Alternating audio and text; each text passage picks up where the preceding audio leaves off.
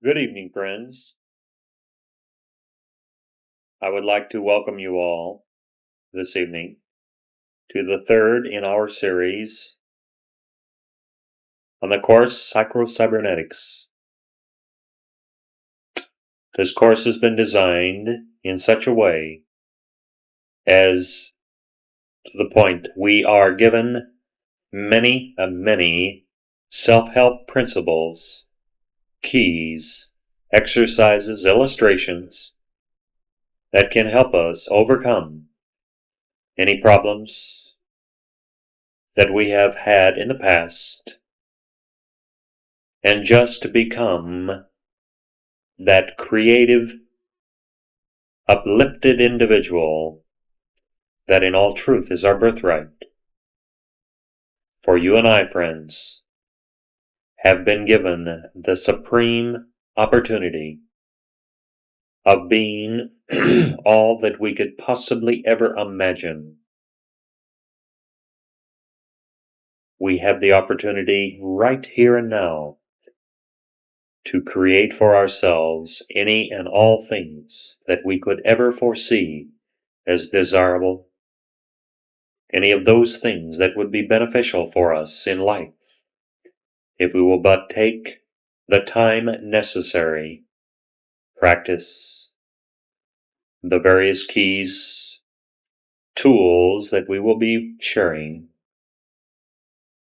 and so in turn, we will be able to objectively observe, as time goes on, many improvements indeed in our mental attitudes, our physical makeup.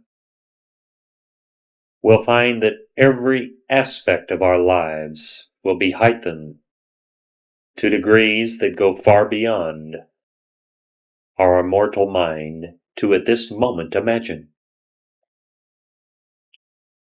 And the word that I just have used, imagination, is that key that we will be discussing this evening.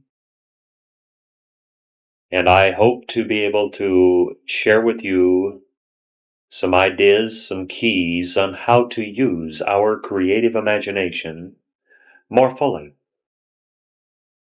so as to enhance our entire lifestyle to degrees that go far beyond anything that we have ever known in the past.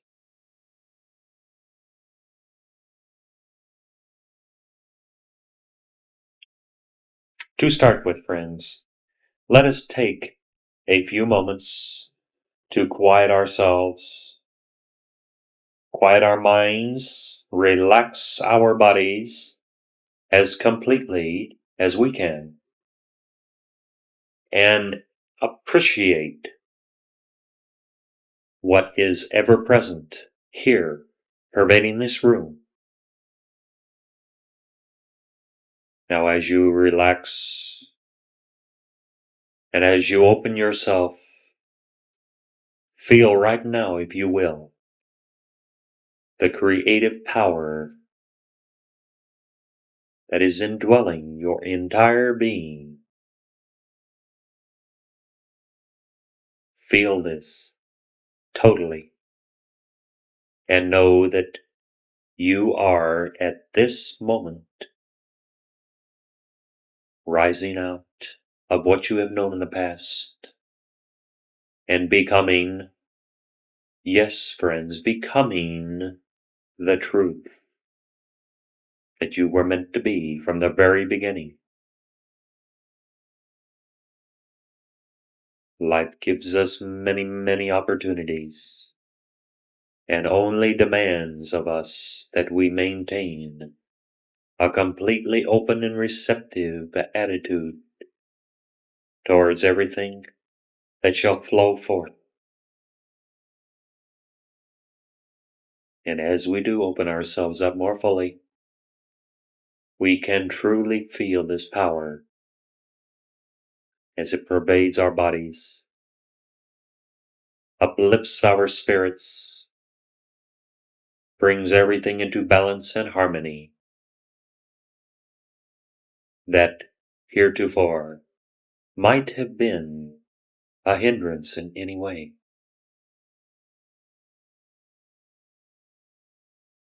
But as our minds are becoming more alert to all of the truth that we are about to share, there is only one thing that we can do at this point, and that is to give thanks, sincere thanks, for just what we are right now. Father God, we feel blessed indeed to be able to share in this your work, and we know that we will be brought out of any and all situations that have been less than desirable from the past, because we are this moment above any and all things that could ever hinder our true expression.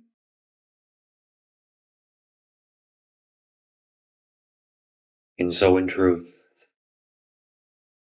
we once again praise God for having this opportunity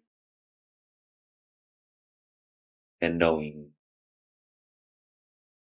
that we are one with the one presence and the one power, that being God, the good, omnipotent. Amen. Well, friends, let us start out by saying that a person always acts and feels and performs in accordance with what he imagines to be true about himself and his environment. Have you really stopped and thought about that simple statement? Can you look back and recall that there have been times in your life, possibly even right now, today, just an hour or so ago, where you felt and so in turn performed in a certain way because of past experiences, where there was very little thought indeed about what you were doing? You just reacted and experienced. At that time, as best as you were capable of acting, because you knew no better, you did not have some of the keys that we will be discussing this evening that would enable you to do more of the right thing rather than just accept without question what comes through.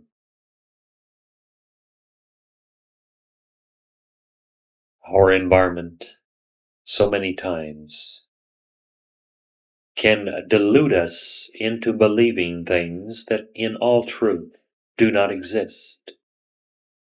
And so we have the responsibility to look at things more carefully, to be more acutely aware of what we can do if we will but allow ourselves to do what will come through to us as right, if we but only give ourselves the chance to see what is right for that particular given situation. Going on now, it is interesting for us to note that the nervous system cannot tell the difference between an imagined experience and a real experience, because very simply stated indeed, all thoughts coupled with our imagination will trigger all of those reactions that we find ourselves indulging in at this time.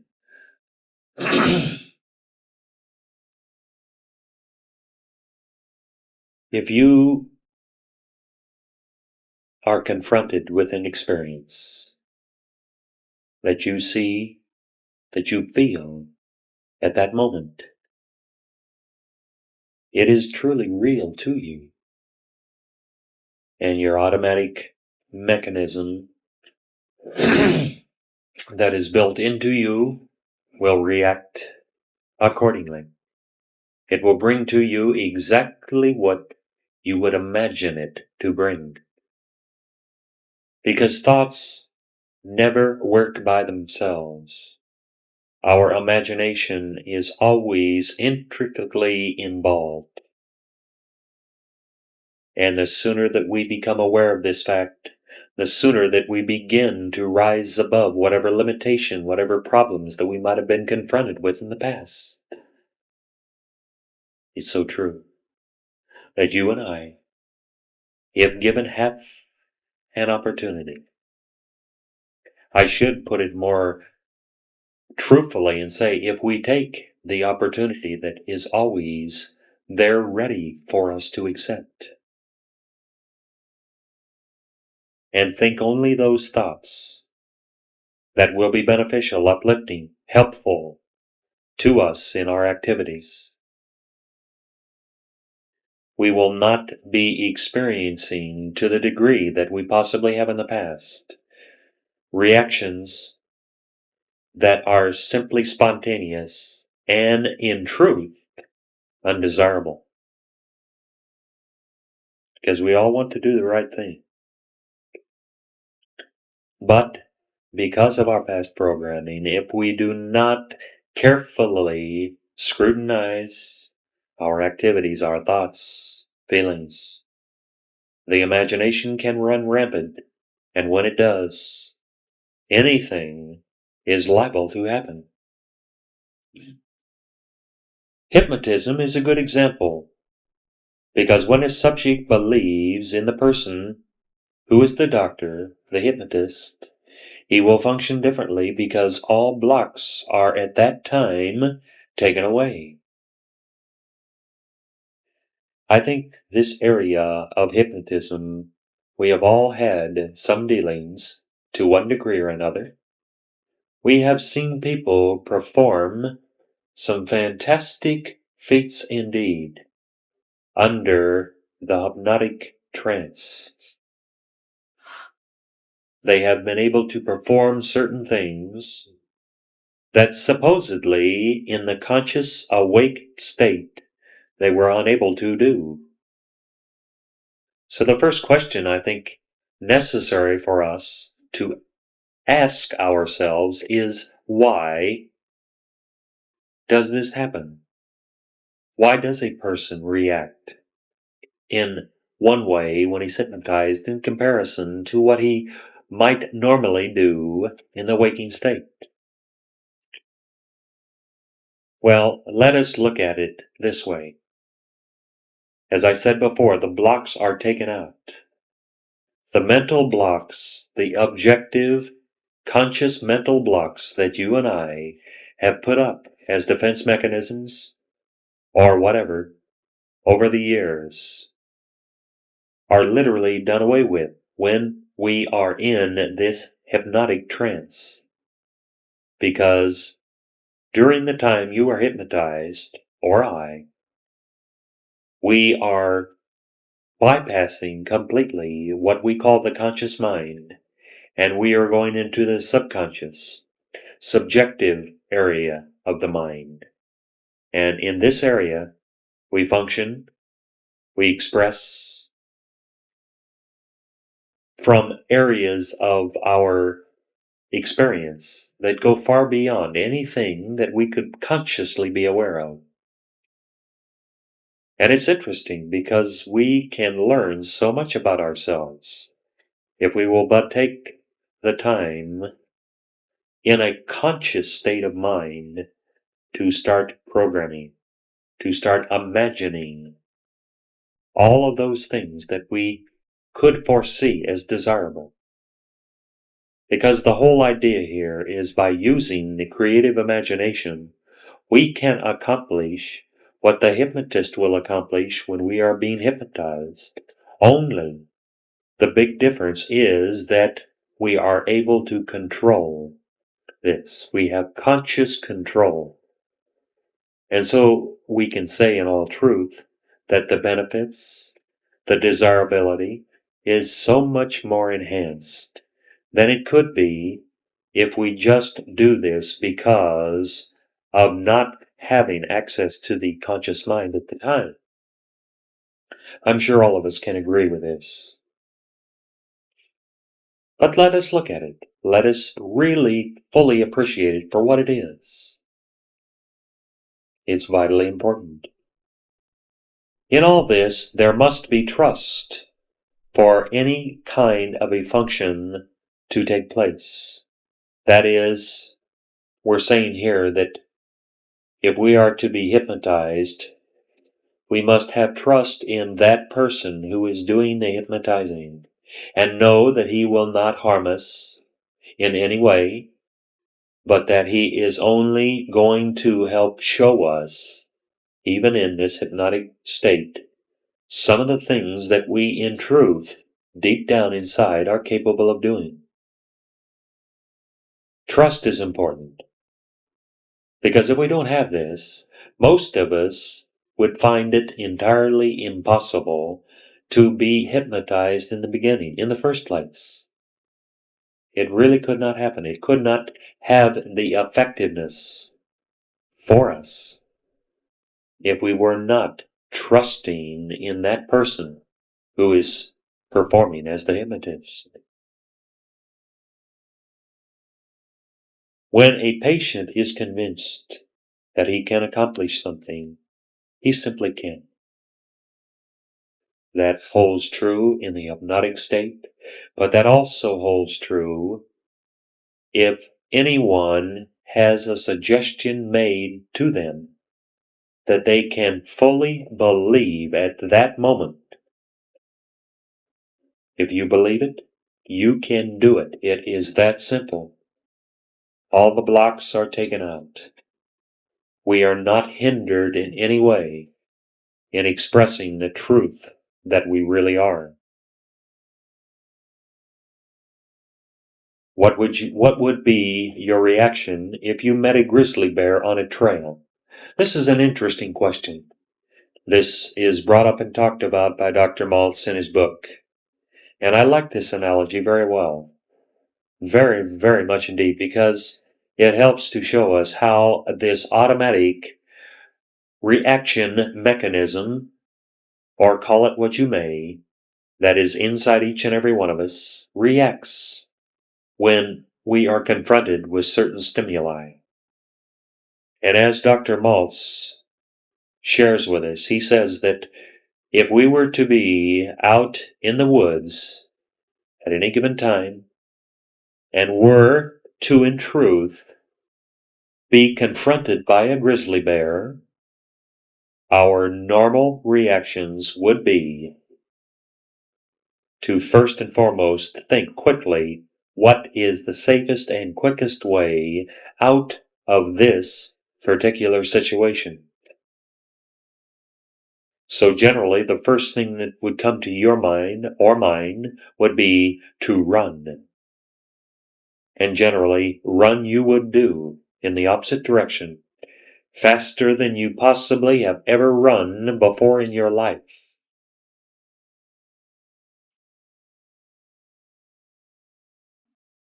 But then let's go a little farther.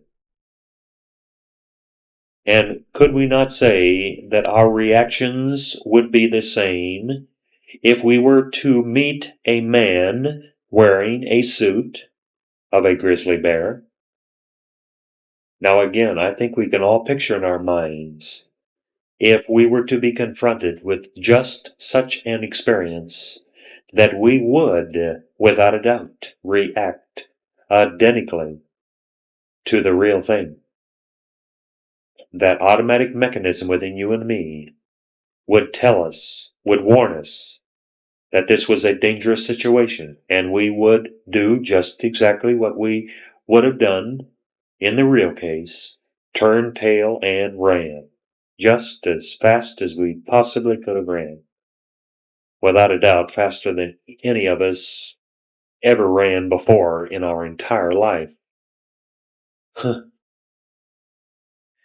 I mean, it in truth sounds a little bit funny, but it's true. I mean, that's the way our innate mechanism that's within you and me functions. It's the way it operates. It does not question, it just looks at whatever the situation is, analyzes it immediately, automatically. There is no necessity on our parts to ever worry or try to think in a conscious way on what to do. This mechanism just takes over and causes us to simply react. We find that the key here is the idea or the belief. The idea that this is true, that this could be painful, that this could be detrimental to us, causes us to believe it. And by believing it, we automatically do whatever necessary to protect ourselves. Because one thing that we all have going for us, and we could say in many, many ways, thank God for this, that is our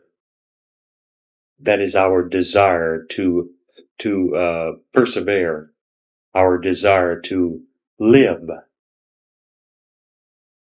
We do not desire in any way to be done away with because of some experience such as this. You act and feel not according to what things are really like, but according to what the image in your mind holds as what they are like. And if we will but stop and think for a moment, I think we can more fully appreciate that statement. Because have not most of us experienced the times when certain stimuli came into our lives and caused us to react in certain ways. And then very possibly after an experience, we were able to think about it, to analyze more carefully what had happened. And possibly we sort of kicked ourselves in the behind and said, why did I do that? Why did I react to that situation, that person, whatever it might have been in that way? We did it simply because this was what we were programmed to do from the past. We had run into similar situations at probably many different times in our past, and it caused us to react just in this way.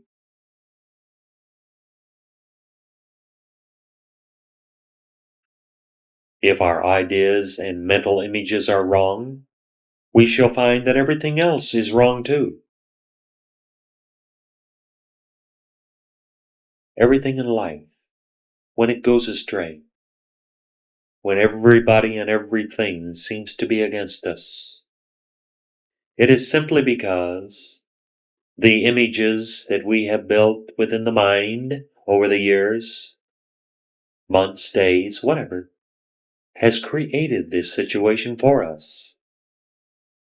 And so many times we might look at it and wonder to ourselves, well, now what have I done to deserve this? What have I said? What have I thought that has brought this kind of experience upon me? And in one sense of the word, this is good, because the sooner we look at ourselves more closely with the desire in our mind to make some changes, some alterations, whatever, the quicker we shall overcome any of these problems and change our own personal mental images about whatever the situation or situations might have been that were less than right, less than good. By picturing ourselves doing an act, this is really the same as doing that particular act. We find that this process helps us achieve that degree of perfection that we need to be whole human beings, expressing totally what we have within us available, that just simply waits to be allowed to come forth, so that we are what we are meant to be, and that is perfect, good, wholesome. Because when we look at ourselves, when we realize this point and act accordingly, we are truly blessed.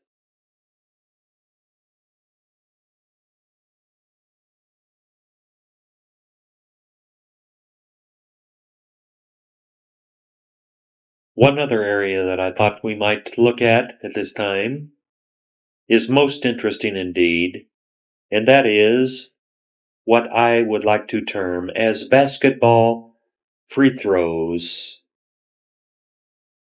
The way they were shot by a group of individuals, how these individuals were checked in the beginning, tested to see how much accuracy they had, and then after a specific period of time, they were tested once again to see if their accuracy had improved any.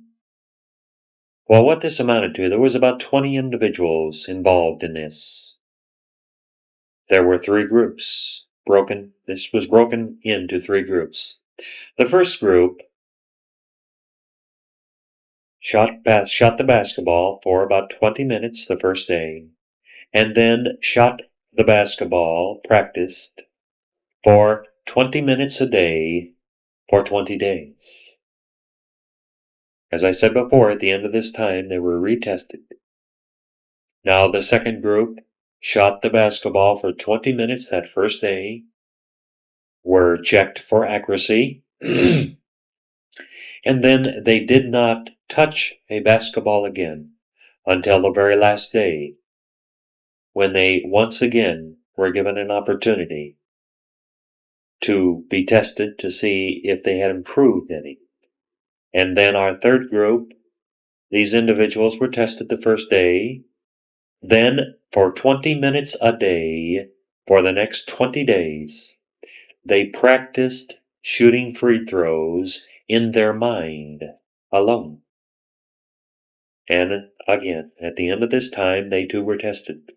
Well, anyway, what happened here was that the first group that practiced every day, when they were finally tested for the last time, they had improved their shooting ability by approximately 24%, over and above what it was in the beginning. The second group, it was found, improved not at all. But the third group, who practiced in their minds for 20 minutes a day, improved 23%. And so I think this is a tremendously good illustration indeed to show us what we are capable of doing, accomplishing, by just simply using this power of creative imagination, visualization of any goal, anything that we could possibly foresee to do. We can accomplish so much by just practicing with the mind alone, in no other way.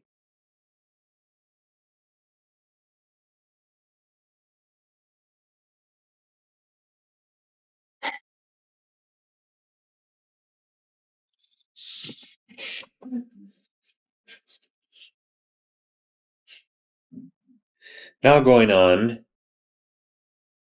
it is also interesting to see how salespeople who use the technique of creative imagination are able to better themselves to a tremendous degree indeed in regards to their ability to sell.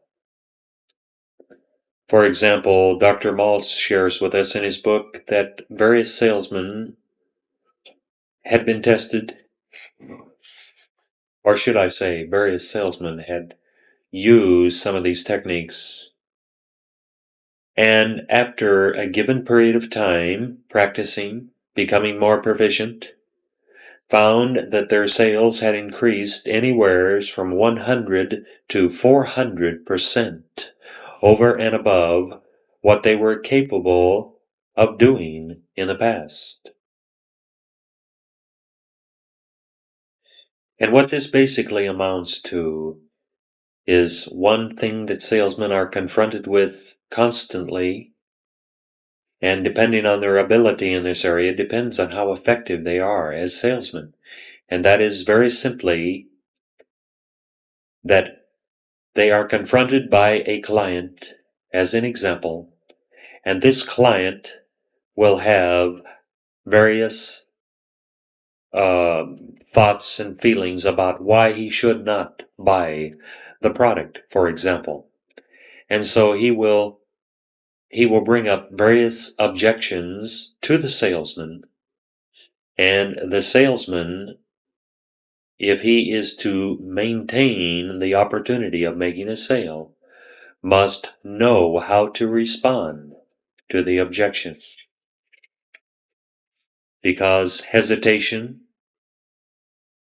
just not being sure in the mind of what to say, or trying to make up some kind of an excuse at the time, is one of the quickest ways indeed for any salesman to lose a sale. And anybody that has been in the selling profession can, I'm sure, attest to this fact. Well, anyway, what the salesman does is to, in his mind, spend some time each and every day and think to himself what could be some of the objections that any prospective client might ever come up with, and work these situations out in his mind ahead of time.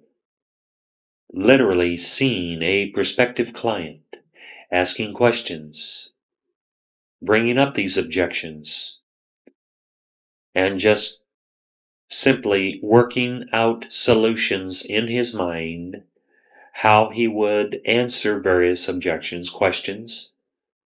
And so in turn, he is building in his own mind more self-confidence and the ability to function to a much higher degree, because that self-confidence is such an important aspect all the way around. Because, as you and I know so well, whenever we have been confronted with any salesperson who lacked in the self-confidence area, we really did hesitate to buy, regardless, even if it was something we knew we needed, because of this person's feelings of inadequacy or inability to express themselves. We hesitated. This is natural. This is human nature. It has worked this way for years. Getting a better job can be accomplished with this technique also. One thing that we can all use, we can all do, is to, if we will, spend some time within the realm of our creative imagination and visualize for ourselves an interview that we are about to experience. And think again in our mind, what might be some of the questions that this prospective employer might ask of me? How would I ask him? Or how would I answer any of the questions that he might have? Again, the idea of building up self-confidence is achieved to a substantial degree by doing this simple exercise itself. We build up our self-confidence, and so when we go in and see that prospective employer, the chances of us getting that job are considerably greater than they could be in the normal state of mind that most of us would be in. Because this can be one of the most frightening experiences that we can ever do in life. Because as I'm sure all of us here have heard many, many people, including probably ourselves, make the comment, boy, the most difficult work I have ever done in my life was going out looking for a job. And it need not be. It need not ever be, unless we allow it to happen.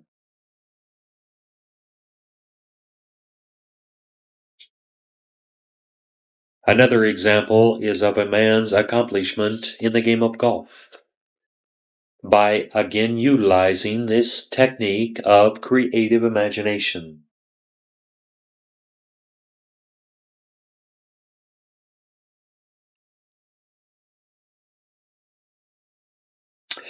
The example that I would like to use is of a golfer who was, what you would say, better than average with his game. Well, anyway, he met a man one day that shared with him some ideas dealing with this power of creative imagination that we have been discussing. And this man explained to him how by using the techniques that he outlined, that this man could improve his golf game tremendously within a relatively short period of time. And so this is what happened.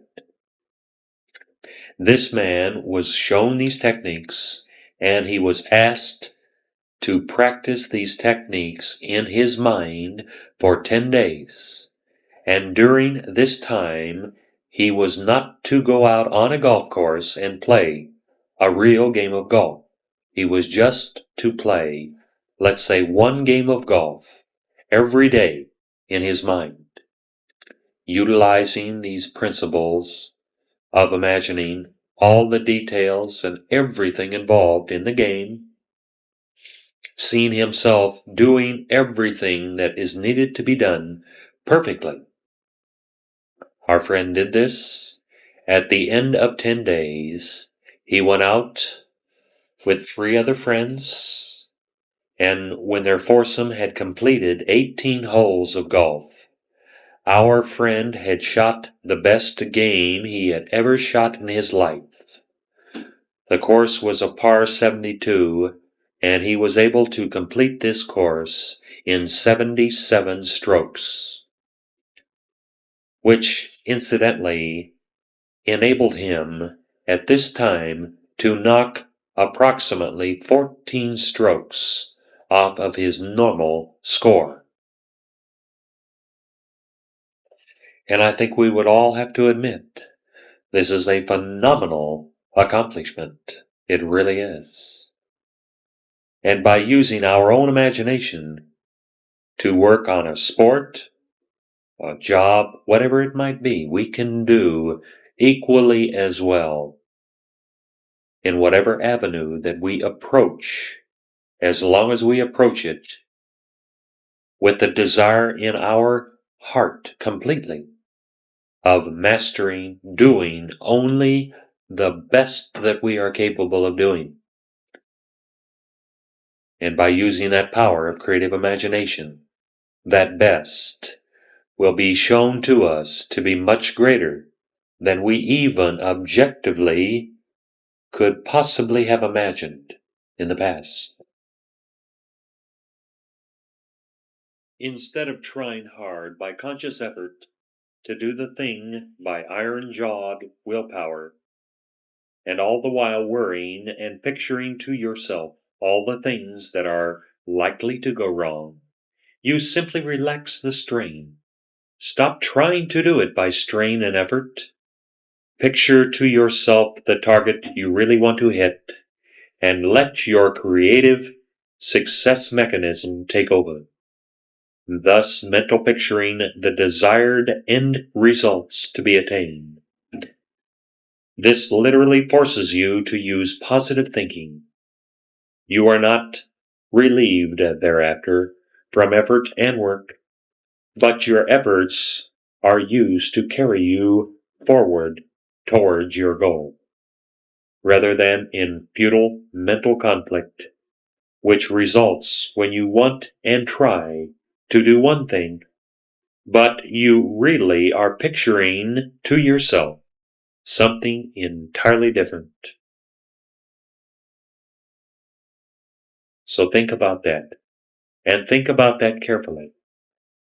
And I'm sure that we will all agree that this has been what has occurred to us in the past. But it need not be repeated ever again, unless we allow it to. It's that simple. We need always to look for the very, very best in ourselves, and in turn, do whatever is necessary to live up to this picture. Because every one of us have much good within us. We have much to share, much to give to other people, but only when we can accept it totally, and in turn go out and be ourselves with others. Just simply picture in your mind, if you can, right this moment, what you want to be. But more so than just picturing yourself what you want to be, picture yourself as already being that objective. And don't set any time limits. Don't tell yourself that this can be reached at some later date. But in truth, see yourself accomplished in this area right now. Not tomorrow or next week, but right this moment. And if you will but do that one simple exercise, you will experience some profound transformations taking place within you. There's no other way for it to work.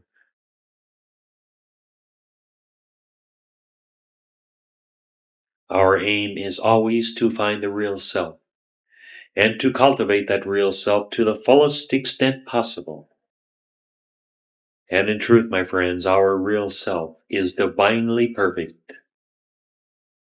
It is all that you and I could possibly ever imagine it being. And it will be expressed to the degree that we open ourselves up and allow it to be expressed through us as no more or no less. People have the tendency to underrate themselves and just literally sell themselves short. This tendency is because of past experience, because of things we have been told by friends, relatives, loved ones in the past that thought they were doing us a favor by showing us or supposedly bringing to our attention some of our problems, areas that we were weak in. But the problem has been that so many times when all this has been brought to our attention, it has simply done nothing else but hinder the real flow of creativity that we have within. Particularly when we have believed something told us by another as being the gospel truth. And so we have just shrugged our shoulders, in a sense, and said, well, I guess I just have to live with it. It's the way I am. But Truly, friends, it's not the case. You don't have to accept that. And these things that have been accepted in the past must be changed.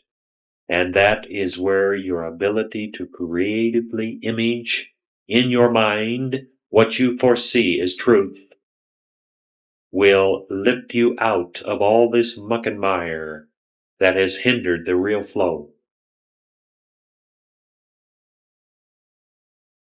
The person who acts superior is in truth putting up a front to protect his inferiority.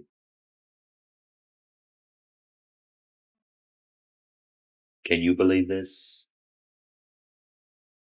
Look at all those individuals who seem to project outwardly such a strong character, strength that is just profound. They try to project the ideas that they have no problems. Life is so smooth and flowing. And yet, in truth, is that the way it is for these individuals? This is most debatable indeed. Chances are it is not fully. But they are putting up a front simply to protect themselves from their own feelings of being less than they would like to be. Because if they were all that they projected outwardly to be, they would not have to come on so strong. They would not have to try to force people into believing. They would just simply be. Their example of strength of character would stand out, and they would need not really even open their mouth. This is the truth.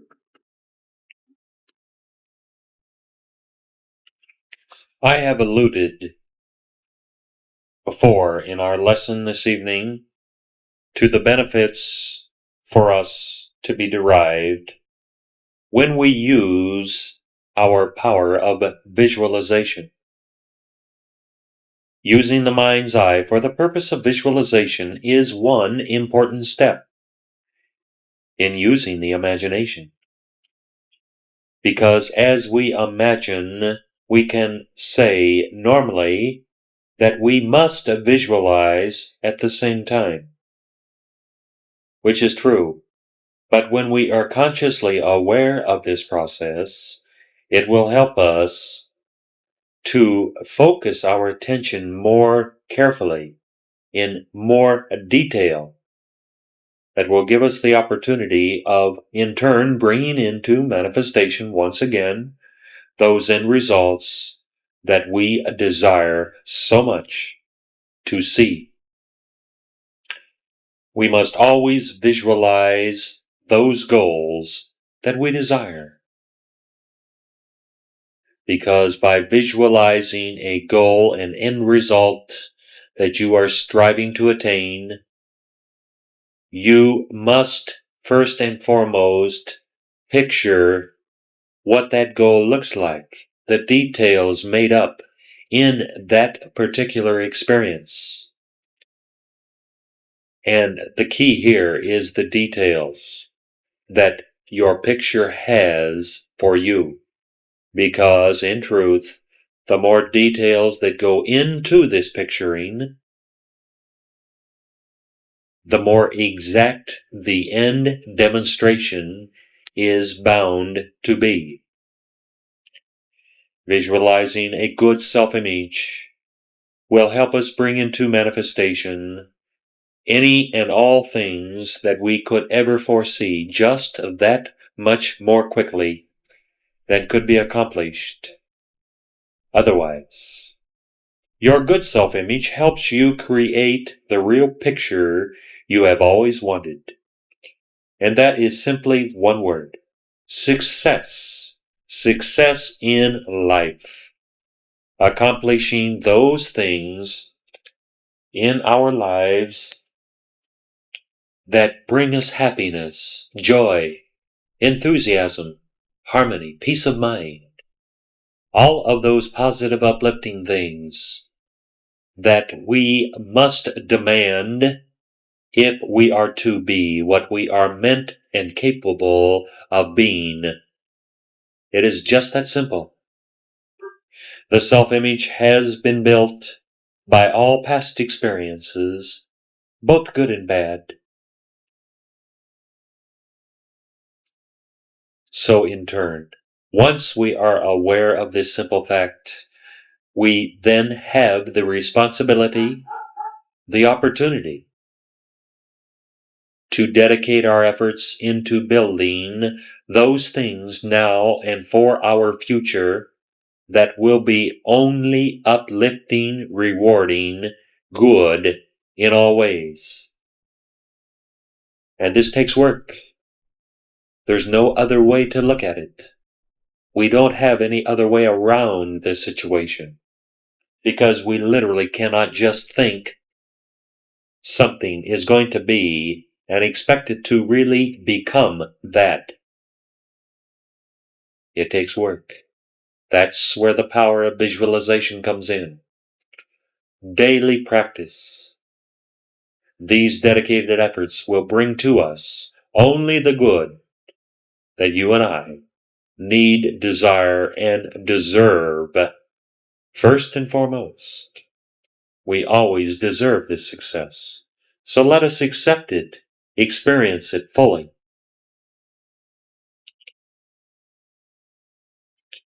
For success to be assured, we need to act as if we already were successful. And I touched on this a few minutes ago when I said that when you visualize something in your mind, you must visualize that thing as being accomplished right now. Not tomorrow, as I said before, but right this moment.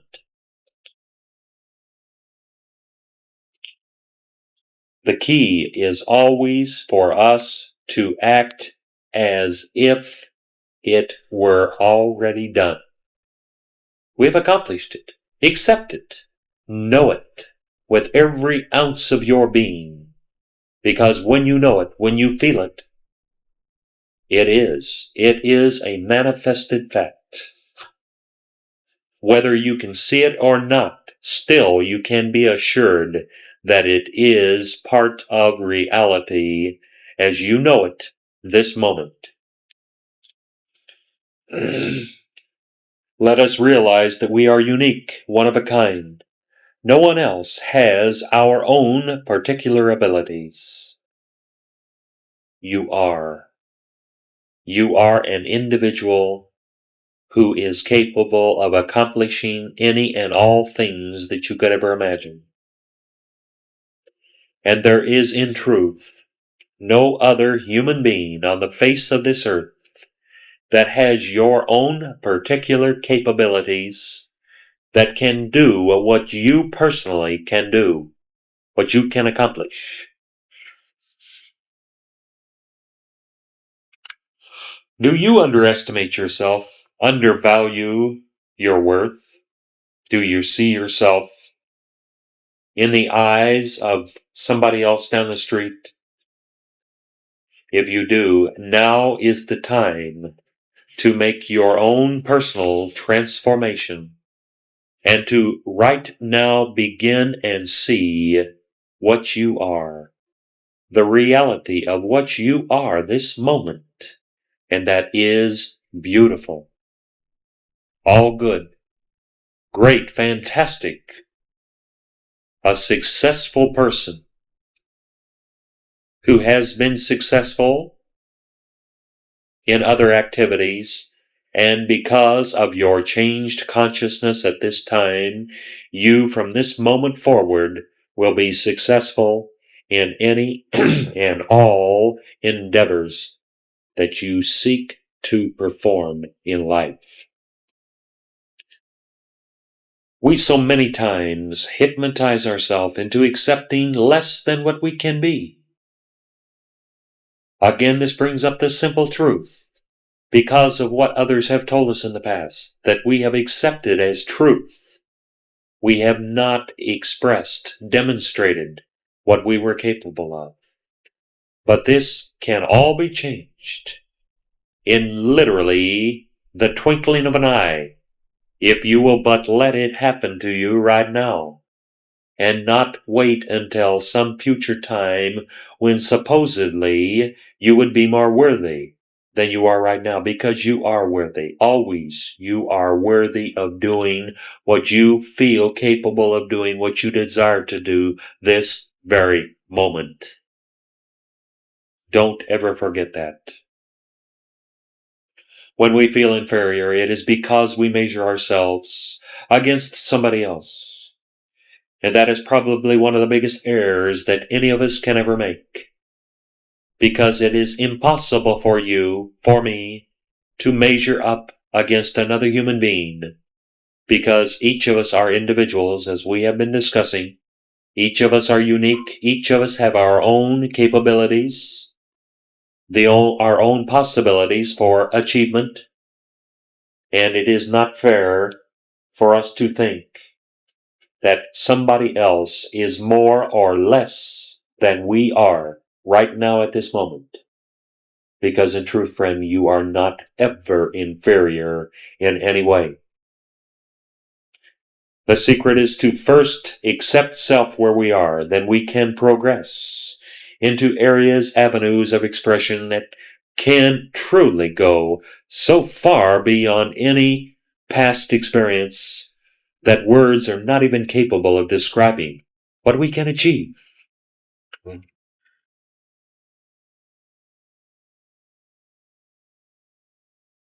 This technique will help us in everything that we can ever do, if we will but creatively picture in our minds just what we are, and that is no more or no less than potentially perfect.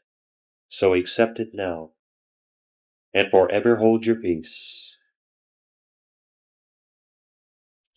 Every morning, friends, start by preparing yourself with prayer and thanksgiving for what has been given you already, and mentally picture the good this day is going to bring to you, without a doubt. Spend a few moments and give thanks for what you have been given so far, and mentally picture this day all of those people you shall be confronted with, all of the things you will be doing. Picture yourself accomplishing everything that you will be doing in a very good way. No hindrances, no problems, no tribulations of any sort, but only complete success in everything you can ever imagine doing. 6 steps that I would like us to remember to finish up tonight that are very important indeed. These are: number 1, use your imagination positively every day of your life. And number 2, reality is imagination. Put it to work.